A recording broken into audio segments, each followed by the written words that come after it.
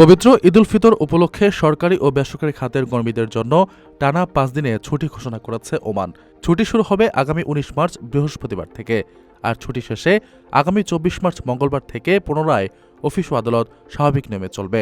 ওমানের সংশ্লিষ্ট কর্তৃপক্ষের বরাতে এই তথ্য জানা গেছে।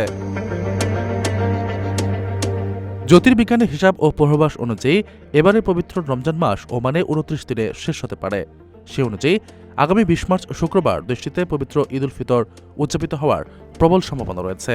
তবে প্রথা অনুযায়ী চাঁদ দেখার ওপর ভিত্তি করেই ঈদের চূড়ান্ত তারিখ নির্ধারণ করা হবে। সাপ্তাহিক ছুটি এবং ঈদের ছুটি মিলিয়ে স্থানীয় ও প্রবাসী কর্মীরা এবার লম্বা ছুটি উপভোগ করার সুযোগ পাচ্ছেন। দীর্ঘ এ ছুটির পাশাপাশি কর্মীদের জন্য আরেকটি বড় সুখবর নিয়ে এসেছে দেশটির সরকার। ঈদের প্রস্তুতির সুবিধার্থে উৎসবের আগেই মার্চ মাসের বেতন পরিশোধের নির্দেশ দেওয়া হয়েছে। দেশটির শ্রম মন্ত্রণালয় এক নির্দেশনায় জানিয়েছে, আগামী 18 মার্চের আগেই কর্মীদের ব্যাংক হিসাবে মার্চ মাসের বেতন অবশ্যই পরিশোধ করতে হবে।